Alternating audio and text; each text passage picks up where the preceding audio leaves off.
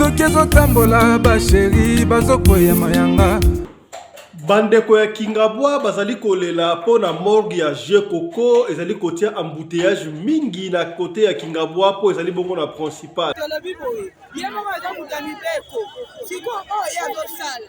Contre la loi, mort ya boye eza kitoko te aluka solution pour la mort ya boye eza kitoko te. Ba ADF ba attaqué bongo prison centrale ya Butembo pour ba ko libérer moko ya bango na kombo ya Kizito. Heureusement ba FRDC ba zalaki wana. ADF a jugé bon de venir s'attaquer à la prison de Butembo pour, n'est-ce pas, récupérer un certain Kizito qui était déjà ADF connu, arrêté ici, et aussi 12 femmes des ADF qui étaient ici, qui étaient, n'est-ce pas, dans un processus d'être évacuées ailleurs.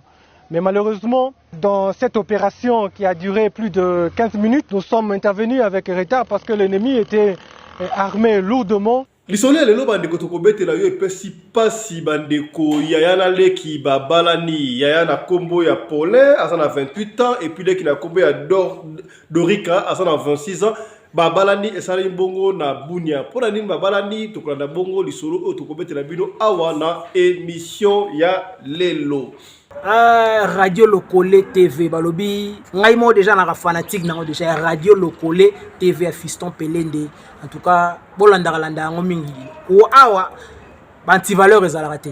Parole de parfum d'hiver nandi mangana moi passé son andimi donc c'est formidable. Check. Ouais, balobi bana monde entier ba fanatique tout la maison mère. Vous ça pas comme les autres yinongo balobi tout bo santé ko s'abonner na page na biso. Il y a télévision, il y a Fiston Pelende, Radio Lokole TV. Donc Radio Lokole TV Makamo avec Fiston Pelende. Bana tout le monde entier. Bana les rois de la forêt Big Boss. Tous les fanatiques à maison mère, tous les fanatiques à Inongo, babi avec Fiston Pelende. World de toujours. Tous s'abonner, tous avoir vraie info. Il y a une maison mère en direct de Jobour, toujours World. Yannick Kinia, Yoyebi. Ba fanatique tout ya wenge muzika bo s'abonner na Radio Lokole TV ya Fiston Pelende. Radio Lokole ya Fiston Pelende. Fiston Pelende Radio Lokole. Lubumba Lokole. Linda wo yao tantine lindo yo mwaza mongo yao tantine linda losako e mwasi alipeka sola za la kobelengi na mobali ya kwiti e isongolo bana Jobour bana Dirban bana Cape Town bana Paris bana Bruxelles Angola Kinshasa monde entier Afrique mobimba babi to s'abonner massivement na Lokole TV webi Lokole tanga kara na village la iso likambo na mboka ba olelisa ngiri gongoro Lokole mokonza mboka na mitingi ya koloba na ebisi bino pona ba vidéo du jour na bino pona ba théâtre pona ba émission na bino pona information ya mboka na biso communauté congolaise nyonso pe Afrique yana Lokole TV sanga plaisir allez téléphone na yo kota na YouTube kota comment Lokole TV allez s'abonner fina musapi toini bisous bye Radio Lokole TV à Fiston. Tous s'abonner massivement. C'est validé. Mobali mbinga na munangolo aboya hydroquinone. Soki ezotambola basheri bazokwea mayanga. Na retrouver douce tendresse affection epana yo. Nasalelo nini pondi make na kupendaka sana. Shitakwacha Pelende wenjo.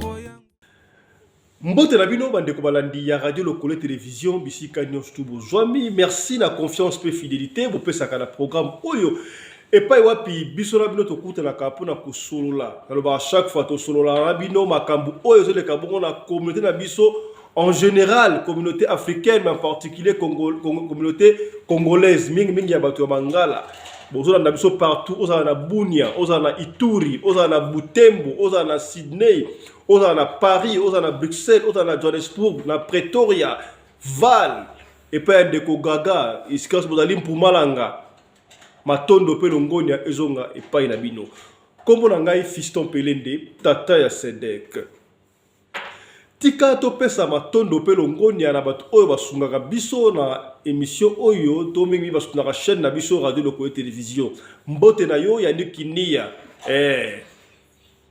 ya maman Brigitte Bukasa okomi maman na Keila mwasi ya libala Mbote na Tijon Lushombo, un prince à New York, ya maman franc.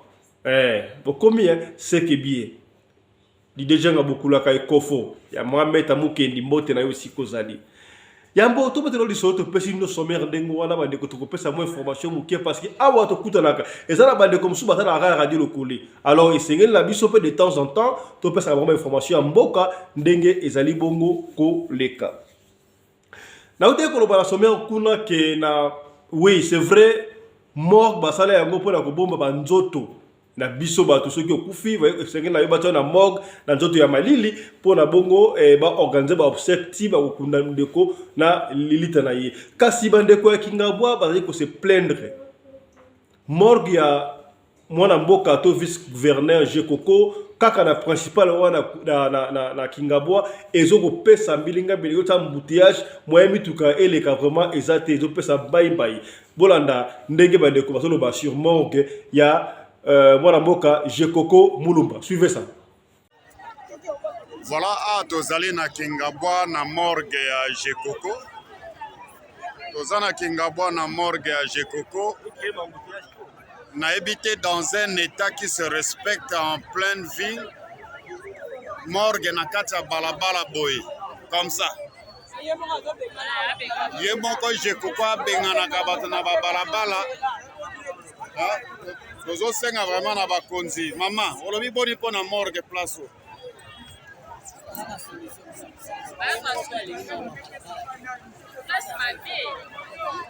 Papa, morgue tolobi boni. Papa. Awa moye zake. Hier zo pekisa bato metana ninga zo. Bato bazo kufa pona hier. Voilà la réalité tozo vivre na Kingabwa Onyonso. Onyonso Jekoko. Papa, tolobi boye. Yemo baza mutaniteko. Siko yazo sala. Eza contre la loi to eza nini yazo sala. Morgue ya boye. Morgue ya boye eza kitoko te. Na boye. Aluka solution pour la morgue na boye eza kitoko te. Merci. Voilà, Jean-Teningo Bila Bakonzamboka, ce qui se passe ici, c'est le désordre total. Oyo, ça ne va pas. Bacheke Baromé bazo profiter. Ozo le la bazo yibayo. Donc, ça ne va pas. Nous saluons l'initiative, mais l'emplacement est vraiment mauvais. Pardon? Nous saluons l'initiative. L'idée est vraiment bonne. C'est pour aider la population congolaise, mais sauf que l'emplacement fait gaffe. Voilà, tosengi na bakonzamboka bazwa solution pour na emplacement ya morgue ya Jekoko awa esimba te. Prison centrale ya Butembo ezalaki attaqué na ba ADF o ba yiko tungisa biso bongo na est ya mboka ba attaqué prison centrale pour na ba ko libérer moko ya bango na kombo ya Kizito ba yeba buki ba sali o ba yiko sala mais heureusement déjà balongola ki un civique wana mutuma be wana batsai batinda ki déjà na côté mususu na Ituri mais bon temps ba yeba sali ba dégâts bongo na prison centrale ya Butembo toyoka reportage oyo Maloba, FRDC porte-parole na bango azok expliquer sur attaque ya ADF na prison centrale ya Butembo. Suivez ça. Mercredi, où la prison centrale de Butembo a été attaquée effectivement par les terroristes ADF MTM qui sont venus à partir de la vallée de Moalika jusqu'à ici à Butembo, aidés n'est-ce pas par l'air supplétif pour n'est-ce pas mener les opérations qui consiste, n'est-ce pas, recruter par force, parce que vous êtes sans ignorer que l'ennemi ADF MTM voulait s'attaquer dernièrement à la prison de Kangwayi à Beni, et nous avons mis des dispositifs pour déjouer ça. Et malheureusement, l'ennemi a changé l'option parce que tous les ADF arrêtés à Beni ont été transférés dans d'autres provinces. Donc à Beni, il n'y a aucun ADF et ADF a eu ces informations et voilà comment ADF a jugé bon de venir s'attaquer à la prison de Butembo pour, n'est-ce pas, récupérer un certain Kizito qui était déjà ADF connu, arrêté ici, et aussi 12 femmes des ADF qui étaient ici, qui étaient, n'est-ce pas, dans un processus d'être évacuées ailleurs. Mais malheureusement, dans cette opération qui a duré plus de 15 minutes, nous sommes intervenus avec retard parce que l'ennemi était armés lourdement et avec un effectif évalué à plus de 80 éléments qui ont opéré pendant 15 minutes. Ils ont réussi à casser la porte de la prison et faire évader les prisonniers. Du côté des femmes, parce qu'il y avait vraiment la sécurité, parce qu'on était sûr que c'est là où il y avait les femmes des ADF. Ils ont utilisé la mêleuse, n'est-ce pas, pour casser la porte et faire sortir les 12 femmes ADF et ils sont partis. Voilà. Wana ezalaki ba information mibale to lengelaki pona bino pona kopesa bino bolimbisi avant to batela bino lisolo. To kometela osiko lisolo bande ko epesi pasi. Epesi pasi to yebi na tango akala soki pezaki ya solo, soki pezaki ya lokuta, to bande komona okomona yana leki bali ko bala na tango akala. Mais on sait qu'il y a un moment où Bible epesaki makambo wana. Il y a certaines personnes qui ne sont pas des chrétiens, ou à mon akayango normal, mais à terre des musulmans, aux hommes mingi penez à la kamwa pasi, au mona bandeko ya famille moko balana. Et pesi pasi wa autobeka inceste, surtout kera que l'autre mona ba famille lokola ba touché à bandu novenga ba yanzi ba kichul kichul, mais au goba la cousine, au goba la cousin consort kichul na yo, mais on dirait que ça a pas conséquence, on ne sait pas. Mais les Kambu Oyo et l'équipe Bongo, la République démocratique du Congo, et pesi pasi bandeko, Toyoka, pona nini, bandeko mi balé, Yaya Mobali la combo ya Polé, à 28 ans, et les qui n'a la combo ya Dorika, à 26 ans, balani, et pesi pasi bandeko. Et ça la Bongo, na province ya Bunia, na République démocratique du Congo. Qu'est-ce qui s'est passé? Dorika, babalani yena polé na circonstance nini. Boye ba guerre ote ko tungisa ça fait déjà plus de 20 ans oyo guerre na est ya mboka na biso. Alors ba conséquence eza ya marque na marque. Makambu ya ndenge na ndenge zali ko salama na mboka na biso na est kuna ndeko partager au côté au partager dans ba chaque formation to betaka peut-être ezo intéressé au thème mais soko partager yango et comme ndeko moko songolo. Et si kamoko pakala ekosunga bandeko. Ndeko Polé na leki na ye Dorika bazalaki na famille papa na mama pa famille normala ba leki mususu. Tangu guerre wana ye boyebi guerre lezaka mbutu bandeko kima doki ba atakaki pena côté ya buni ya kosakana te. Ndenge guerre ezalaka ndebanda bandeko ba panzani bokimi siko il se fait que ndeko na biso Polé ye asimba ekaka leki na ye. À l'époque, ils étaient encore jeunes. 14 ans, 16 ans. Non, pardon, 12 ans. Oui, 12 ans. 12 ans à 14 ans. Donc Paul a 14 ans. Et puis Dorika a 12 ans. Il a donc, il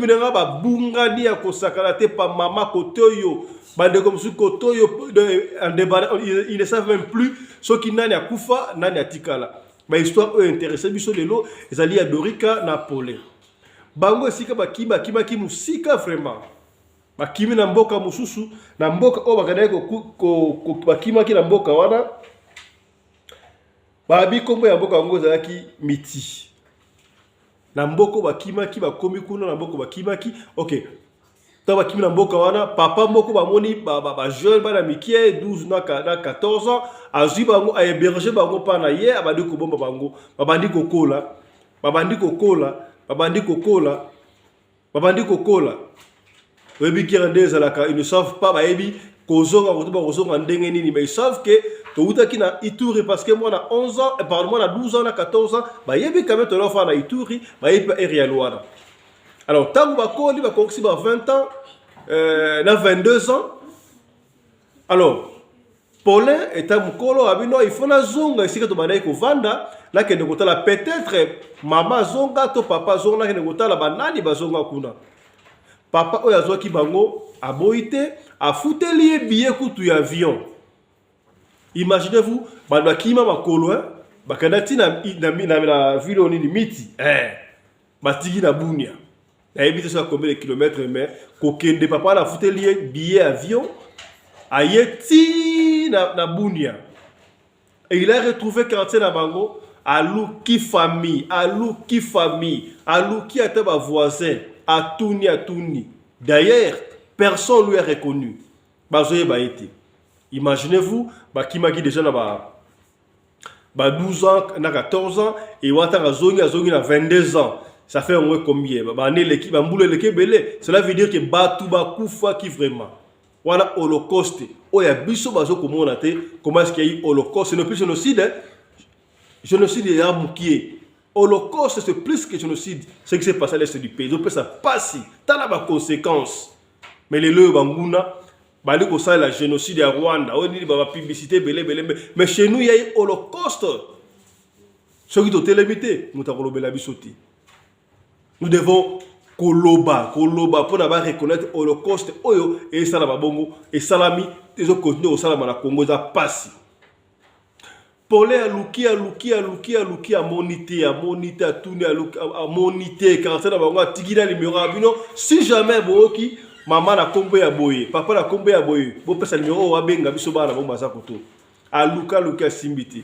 Qu'est-ce que Paulé a fait? Il est rentré la mythe na ville au bazonga kiwana. Tangazongi, il ne savait plus quoi faire. Qu'est-ce que Paulin a fait? Paulin a mis à convaincre les qui n'aient moi aussi. Na wuti ko luka ba parents bazate, famille zate donc to tikali kaka bisomi bali. Je ne sais pas qu'est-ce qui est arrivé dans la tête naie pour naie abino pour na to sauvegarder famille na biso, famille ebungate donc ngai na yo il faut to balana pour nous garder ma kile ya famille na biso tala bakambwana ezali inceste to nini.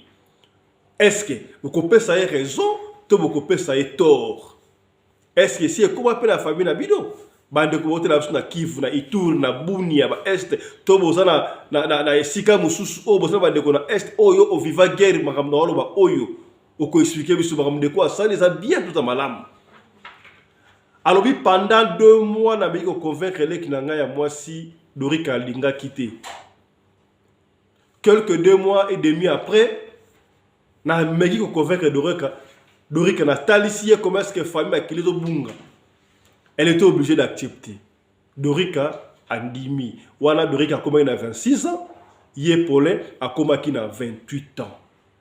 Et puis si pas si bandiko il y a l'équipe balani pour la sauver pour la garder makila ya famille na bango. Est-ce que c'était nécessaire? Ce qui est qui Dorika abalaki mutu mususu yepe Paulin abalaki mutu mususu balinga ba conserver famille balinga ça famille munene te. Moi je crois que ce qui Dorika ganaki abali aboti famille ngoza la munene yepe Paulin ka bali aboti famille ngoza la munene ke baba na bango balé et c'est comme si ils ont réduit la famille. Basali 4 enfants. Donc Dorika, Napoléon, Yanaye, Basali Bongo na 4 bana. Et puis si passé. Qu'est-ce qui s'est passé?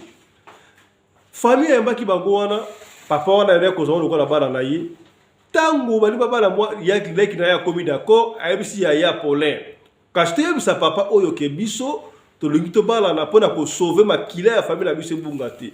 Ya BCT. Ceux qui ont ébissé, à Koboya, à Kolingata, à ce trouble. Et ils se sont décidés, il y a Kolongwana ville ou à Sika Bazalaki, la ville Moro, Songolo et Sika Batu, Yebi Bangote, Babandivi. C'est là qu'ils ont fait 4 enfants. Il y a un l'équipe propre, même sang, même père, même mère. Babalani, et Pessi Passi. Est-ce que Bat Oyo, Basalaka Bakichul, mais c'est tout le monde a et c'est la normal. D'ailleurs, mais c'est la caca. Est-ce que Réné Rakaka? Réné Rakaka? Ndeko essaye mais et ça n'a pas normal à Koba, mais autant que Java Sara Mokili. À Salara, il paraît à Adam la Eve, non? Par exemple, les caca. Bon, si vous avez commencé à Belending, la terre Wakala, donc Ban et Eve, na Adam, Bade Koba, na Baona Bango, a évité. Voilà la Bible, Mtukoloba. Pour Bible, Dieu créa l'homme à son image. Ou bien Dieu créa les hommes à son image. Et le retard absolu pour tout que soit un moine. Tant qu'on s'en va bombarder mokili. Bon, tu as vu que d'abord Sodome et Gomorrhe, ça va tout marrer yango. Et c'est la ville car Sodome et Gomorrhe. Mais tant qu'on bombarde tant à Noé, à bombarder mokili mobimba. Bon, tant qu'on va Noé va côté qui na bateau wana. Basa la neni. Quand ba famille ce qu'on va comment ebele ndenge pour na tobota ba sou ebele suboyi. Ça on ne sait pas. Tala li solo et peut si passer. Et ce qu'on peut ça passer. Mais en leur voyant, ils sont heureux. Est-ce que quelqu'un va ça les normal, tout les normalité. Là je comprends pas grave peut signer tout que soit. Il y a un qui baza penda donc na esengo lokola mwasi na mobali babalani bon bana ya bana bakoki kosala ndenge nini ekopesa ndenge nini tala baconséquence oyo ya guerre ya este ndenge eluki. Mais malgré guerre, est-ce que c'était vraiment réel, c'était vraiment important, il y a un équipe à l'endemouan et puis si pas si bandeko. Tala histoire ya mukuse oyo to bombela kibino yango wana et puis si pas si. Boyebi ke biso awa to betaka histoire te sans pour autant to luka mutu ya kopesa biso expert oya kotia comment oya kotalisa ata la biblia. Yango to la bino bolimbisi mukie voilà. Toyo kana no voice oyo ya ndeko na biso Johnny Mabiala ye alobini sur ka oyo est-ce que ya na l'équipe na ka oyo ba kokino wango ko balana ezalaki nango normal tozaki normalité ndeko Johnny amoni boni toyo ka ndeko Johnny et puis to kozonga pour to conclure yokai.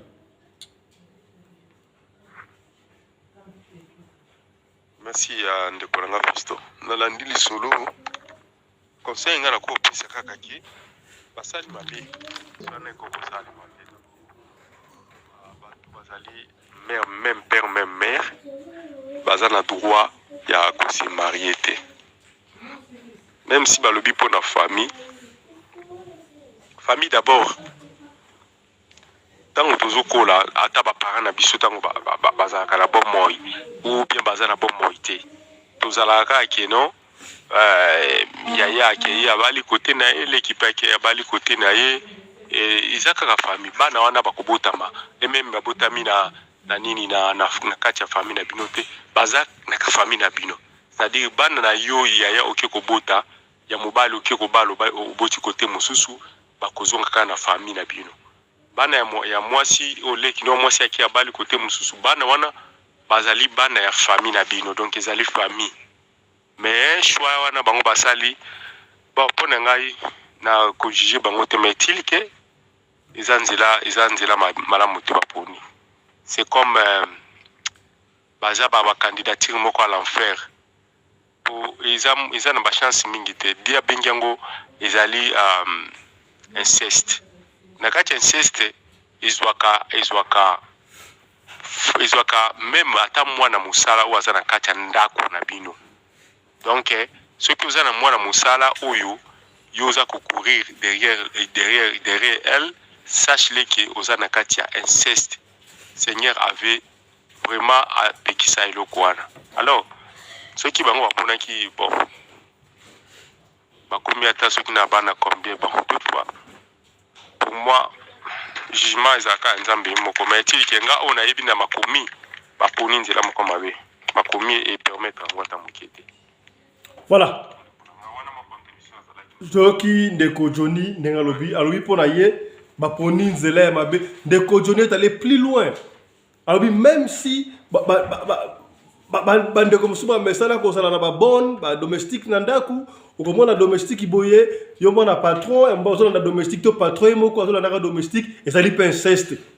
Voilà d'après ndeko Johnny et peu si passe du sola boye. Ma sola boye na ko mokala. Mais basona bona na Congo pour ndenge la kala si bon ezalaka bingo kano papa wana abimagana mo wana yi papa wana azabala mo wana yi papa mongana balaksanga kala à l'époque toyeba na mike to ke de wonzi ya matete wonzi ya matete côté à Saint-Alphonse to moni so el film en oteka boy ba ngutu ye abota na papa na bango. Comment ça s'est passé et ça la mandenge nini Mikola ute ko leka awa ezaki à la une internet oboni ndeko ya frère na sœur na ye o pa publier ki bango awa to pesa la émission ya la leki ba sala makambo et pesa ki mbilinga bilinga. Tout ça c'est la faute de parents. Il faut veiller. Il faut veiller. Mais na kaneti ya bango boy. Ma bien makambo c'est comme la rabiso na fille faut mituna. Siko bana o baboti na bana baza ba innocent peut-être mo za bana moko babota mina inceste et ko za ba conséquences pour na bango bande ko belo ko mona mwana botami akomi bien akomi kuluna mwana botami akomo sala boy oyebite mwana wana asa issu ya relation nini soko la dali peut être barrière parents comment la peut être baba na ndenge ya kitchul kuzela kuzima baba naka okomona o frère na frère baba naka frère na sœur baba naka okomona o papa wana abmana mwana ya mwasi oka maman wana abimaki na mwana ye ya mobali babiloko ya baconséquence po bana bakoyeba na bango bazala innocent bana bakomona et surtout ndenge bakende mosika ndenge wana bake kovanda mosika bayebika o papa o mama nani akoyeba to bana bakokola omona vie ya bana eza malamu te bana peut-être basa mayele te na classe ata basa mayele omona mwana akenda à voyager, ça rappelle la France, ça va beaucoup songolo, l'Afrique du Sud, mais makamure marche à côté. Pour n'en peut-être des conséquences. Oh, bah parents naïe, bah salaka. Tara makambu ya boui. Et on peut ça passer. L'isolo peut s'y passer à Kosakanati. Et ils sont très à l'aise. Ils sont très à l'aise. Nous étions obligés à côté, peut-être qu'on a boyé quelque part. Parce que jusque-là, si bazaki bana meki bakola ndengana batrouva famille na bango te. Famille na bango te. Et kombo to pesi wana, eza kombo para ba pesa bango Dorika na Paulin. Tant ba kimaki Dorika azalaki na 12 ans, Paulin azalaki na 14 ans. Mais si kabo et Paulin a 28 ans, Dorika azana 26 ans. Ba balandi, baza bongo na 4 balles. Et ça la histoire oyo et ça la bongo na bunya. Et pesi pasi. Conséquence de la guerre aux Alamagis de Baïtouri Kuna, porté à Bounia, des Salindengoana. Alors, ils se sont dit, to sali en go pour sauvegarder famille Nabiso. Et puis, si pas, si pour maquiller la famille. Or, yaya, ata, pour les Kendaki, abali moi si moussou, abali moi si, nadi pe, Dorika pa bali, et ça va conserver kaka, maquiller la famille Nabango. Vous savez, à l'époque, on va finir parce que je suis déjà tombé de ma conseil. Quand nous étions encore enfants, nous avions acolytes. Nous avions acolytes dans l'église, Songo l'église de Kinshasa, beaucoup mis quelque part. Tout le monde a ma famille, nous sommes responsables dans l'église. Papa m'a cambié consort. Baba na moi sinaye, ba komaki de na bana mi balé. Jour moko boye, bazaka ba Équateur. Jour moko boye koko ya koko na ngwa yé avanda. Njoka yebi mama ya mwasi, ayebi mama ya mobali. Bavanda ba osola boye, oh yo mwana ya nani? Oh nga mwana ya kingandi. Yo mwana ya nani? Oh mwana ya kingandi. Oh kasi mama na yo na mama na ye, abotra na mama okuna bosa ba ndeko ko ba na te epesa pitopale. Epesa pitopale. Basa ngide na bana mibale. Ba to bayebe ba l'église ba ka yena mwasi na mbana na ye. Bango bayeba ki na bango ti. Mais ta la conséquence, ba ndeko. Ils étaient obligés de divorcer. Mais avec Bana Mbali. Est-ce qu'il fallait encore divorcer pour Bana Mbali? Et puis si passe, Bana wana conséquence. Bana wana qu'est-ce que vous avez semé na katia mutu na bango. Et puis si passe. Non seulement ça. Visto mona makambo et salama chouchou. Kaka na église. Kaka na église ndengo wana. Yaya alinga ekobala leki ba ebité. Kaka ndenge zalaka papa bimaka na ye. Abotana mwasi mo songolo pakala songolo quelque part aino baratna ndako te. Alors bana wana bakenda kokutana mwana mwasi akutana na ndeko na ya mobali. Ndeko na ya mobali. Tango balobaka no papa ngai na zi mobali akobala basala ba démarche nyonso tout. Basala ba démarche nyonso tout. Jour ya mariage. En fait, basala ku déjà mariage coutumier. Papa wana zalaka te. Basala mariage coutumier, basala mariage civil. Kaka na religieux papa zalaka na voyage.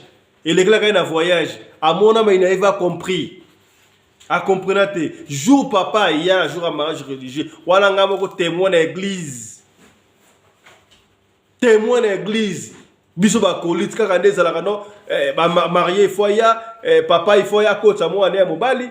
Mama fakota mwana papa fakota mwana ya mwasi mama fakota mwana ya mbali siko mama ya ba fi wana tangwa ye mwana ya mwasa bali bakuta na oh yo na yo mwana oyo mais oh mwana oboza bandeko epesa pito pale ya kosakana te.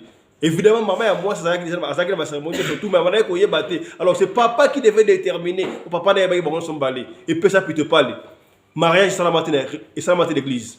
L'église moko songo na Kinshasa ngamo ka kolite mariage salamate. To zela pera bo lata makamunos tout tebena banzamba l'église to zela messe banda. Zela mwana mwasi, zela rien. Ti message yeko ya ono basa bandeko. Mais baba dia na mairie, baba ja kutimi pera la raté. Alors qu'est-ce qu'on a fait?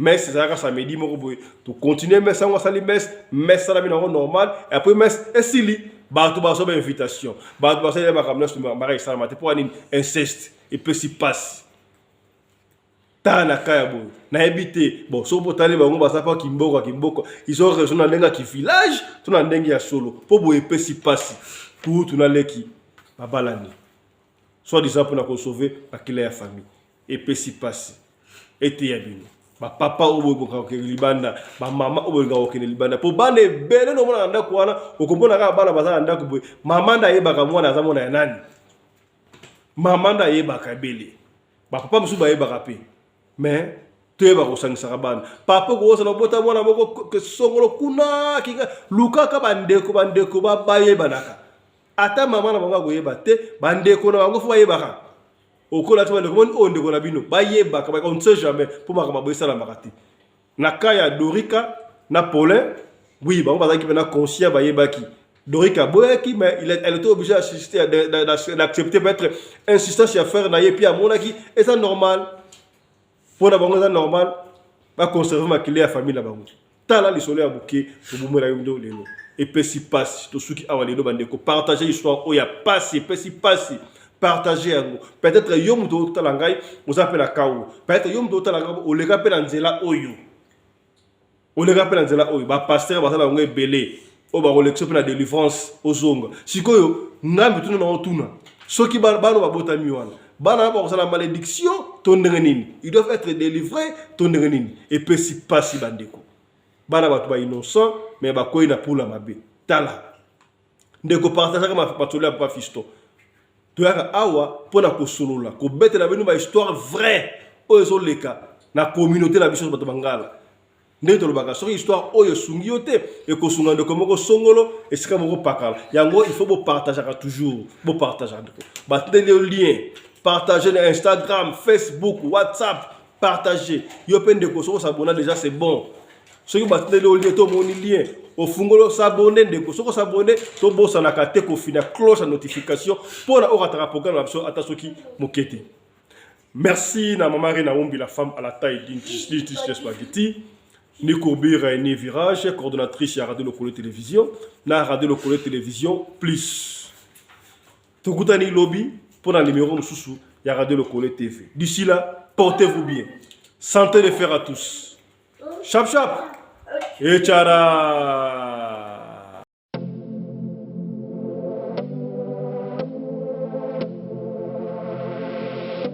Bonoma. Il y a une famille fashion. Donc la mouki a volé la peignoir.